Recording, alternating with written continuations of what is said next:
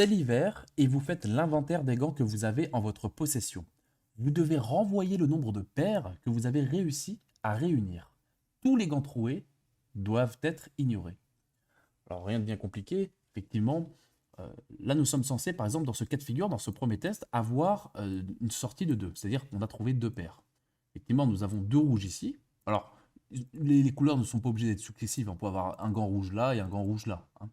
Donc, nous avons 2 gants bleus, donc nous avons une paire, plus 2 gants rouges, donc une autre paire. Au total, nous avons 2 paires.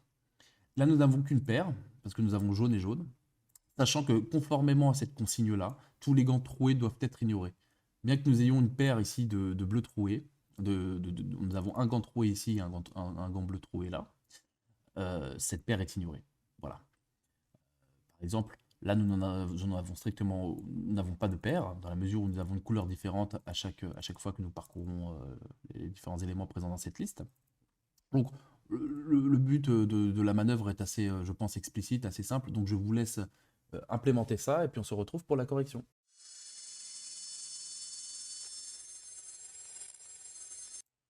Allez, c'est parti pour la correction. Donc, effectivement, nous passons une liste ici en paramètres, que nous intitulons gloves au pluriel. Donc, je vais afficher dans un premier temps une compréhension de liste. Donc, nous allons itérer à l'intérieur de la liste que nous recevons ici en paramètres, de manière à savoir combien de gants nous avons pour chaque couleur. Donc là, gloves.count, glove au singulier, parce que c'est la variable, c'est le nom de variable qu'on va lui donner. Du coup, for glove in gloves. Voilà. Donc c'est-à-dire que pour chaque élément trouvé dans une liste, du coup nous appelons glove au singulier, donc qui est ici. Nous parcourons du coup cette liste, un gloves au pluriel que nous passons en argument ici. Donc pour chaque gant trouvé, on va chercher dans cette liste le nombre de gants que nous avons, avec le point count. Seulement, il y a un petit problème si nous faisons ça. C'est parce que nous allons, effectivement, au début, lorsque nous allons parcourir cette liste, nous allons tomber sur rouge.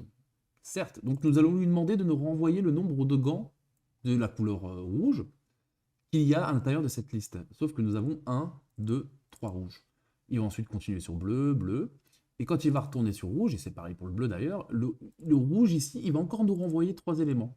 Et pareil, ainsi de suite. Donc là, sur le dernier rouge, il va encore nous renvoyer 3 rouges. Donc au total, on aura 9 gants rouges, qui sera une valeur faussée. Donc pour cela, on va utiliser un set. Un set, ça permet d'avoir effectivement des valeurs uniques. Donc si je l'affiche de cette manière-là, voilà, j'ai... là, ce que je vais faire, c'est que je vais afficher, que ce soit plus simple, voilà, print glove for glove in gloves, donc glove au singulier. Voilà, là j'ai effectivement toutes les redondances, c'est-à-dire que les mêmes éléments qui s'affichent, avec exactement les mêmes valeurs, donc que nous envoyons en paramètre là, et le set qui est du coup un ensemble, une collection non ordonnée d'éléments uniques. Donc ce qui est bien, c'est que là, quand nous allons parcourir le set, nous allons pouvoir le parcourir du coup une seule fois, parce que c'est ça là-dessus que nous allons itérer. Nous allons juste vérifier le nombre d'éléments qu'il y a là. Par exemple, hop, je commence par le premier élément. Combien y a-t-il de rouge ici? Il y en a 3. Ok, je stocke 3. Je passe à l'élément suivant. Combien j'ai d'éléments ici? J'en ai 2. Voilà, point. Et du coup, pour ça, il va falloir itérer sur notre set. Ni plus ni moins. Donc effectivement, maintenant, si je fais ça, et je supprime ça ici, j'ai ce résultat-là. Très bien. Maintenant, il faut savoir combien de gants j'ai du coup dans mon tableau initial. Donc pour cela, c'est pas sorcier. On va faire gloves au pluriel.count, glove, du coup du gant que nous sommes en train de lire actuellement dans notre set, comme je vous l'ai expliqué au préalable. Et on va compter le nombre de gants que nous avons cette fois-ci dans la liste entière avec les doublons, tous les doublons qui sont présents. En faisant ça, nous allons avoir un résultat sous forme de chiffres. Effectivement, nous avons 2 ici et 3 là. Parce que nous avons compté 2 éléments là et 3 éléments ici. Donc c'est bon. Par exemple, là, nous avons 1, 2, 2. 1, 2, 2, pourquoi? Parce que nous avons effectivement 2 éléments jaunes, pour le second exemple, 2 éléments de bleu troué et un élément isolé, du coup, qui est jaune troué. Donc 1, 2, 2. Et ainsi de suite. Ok, très bien. Maintenant, ce qui nous intéresse, c'est d'obtenir les paires. Alors, vous savez bien que si, par exemple, on va dire dans ce troisième cas de figure, là, j'ai 6, pour savoir le nombre de paires que j'ai, en réalité, il va falloir diviser par 2. Comme ça, je sais que j'ai 3 paires. Parce que là, il y a 6 gants au total de la même couleur, mais on doit diviser par 2 pour savoir du coup le nombre de paires que j'ai. Pareil hein, dans tous les cas de figure. Là, j'ai trouvé qu'un seul gant. Donc si je divise par 2, je suis censé avoir 0. Seulement, il y a un petit problème, c'est que si je divise par 2 de cette manière-là, je vais avoir voilà, des valeurs à virgule flottante. C'est-à-dire que, effectivement, j'ai 1,5 ici, par exemple, dans le premier exemple. Pourquoi? Parce que j'ai 3 rouges. Les 3 rouges, j'ai divisé par 2. Du coup, ça me ramène 1,5. Et ce n'est pas le comportement que nous voulons. Nous voulons avoir des valeurs entières. Naturellement, nous n'allons pas déchirer un gant en deux. Donc, on va juste faire une division entière en rajoutant un slash, qui permettra d'avoir la valeur entière la plus basse. Par exemple, effectivement, si je fais une division entière sur 7, par exemple, si j'affiche 7 divisé par 2, comme ça, je vais avoir 3,5. Nous sommes d'accord. Bon. Si je fais une division cette fois-ci entière, nous allons avoir l'arrondi inférieur, 3.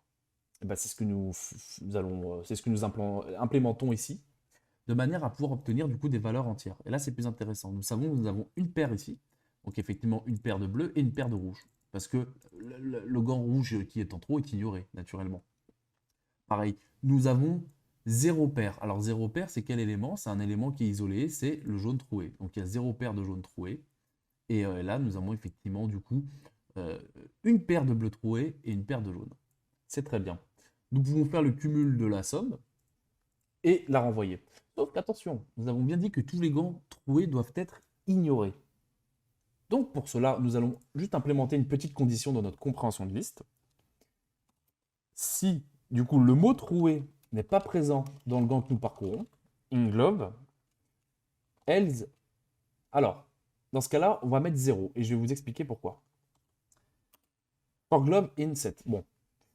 Pourquoi je rajoute un 0? C'est parce que nous allons faire un cumul. C'est-à-dire que toutes les données numériques que nous avons là, nous allons les calculer de manière à pouvoir renvoyer la somme totale. Nous avons fait notre division par 2, c'est très bien. Donc, c'est-à-dire que là, effectivement, si j'avais un 3 là, c'est que initialement j'avais 6, donc divisé par 2, du coup, nous avons 3 paires de 2, ce qui me fait 6. Hein. Et dans ce cas-là, je vais renvoyer effectivement la somme. Je renvoie la somme directement de tout cela. Je peux faire comme ça. Hop. Je referme ça ici. Alors, si j'imprime la somme ici, c'est-à-dire que nous renvoyons une valeur si, effectivement, le mot troué, j'ai oublié de le mettre, si le mot troué n'apparaît pas, tout simplement, dans un élément. S'il apparaît dans un élément, on l'ignore. Voilà. Si troué n'apparaît pas dans le gant que nous parcourons, autrement, eh ben, on comptabilise 0. Voilà. Et sinon, on comptabilise le nombre divisé par 2. Donc, quand nous exécutons, effectivement, nous avons les résultats escomptés, c'est-à-dire que nous avons une concordance avec ce qui était attendu ici. Nous trions seulement les paires que nous avons trouvées en ne prenant pas en considération les gants troués. Voilà, tous les gants troués. Là, nous avons une paire, hein, très bien, mais elle n'est pas comptabilisée ici. Nous n'avons que 1 parce qu'il n'y a que le jaune qui a été retenu. Donc voilà comment vous pouvez le faire. Alors, on va faire plutôt un return, de manière à éviter d'avoir des none. Par exemple comme ça. Et si on veut, une fois de plus, vraiment réduire davantage, nous pouvons tout simplement faire une fonction lambda. Donc, glove pairs égale lambda, on lui passe en paramètre gloves. Nous retirons le return parce qu'il y a un return implicite. Voilà. Et nous avons notre petite fonction condensée qui permet effectivement d'avoir toujours les mêmes résultats. Et voilà.